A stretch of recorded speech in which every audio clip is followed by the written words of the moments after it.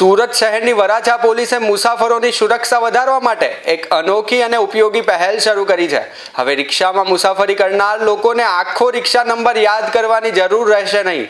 Varachha police દ્વારા દરેક auto રિક્ષાને 2 આંકડાઓનો unique ઓળખ નંબર ફાળવવામાં આવ્યો છે, જેને કારણે જરૂરિયાત સમયે રિક્ષાની ઓળખ સરળતાથી અને ઝડપથી થઈ શકશે।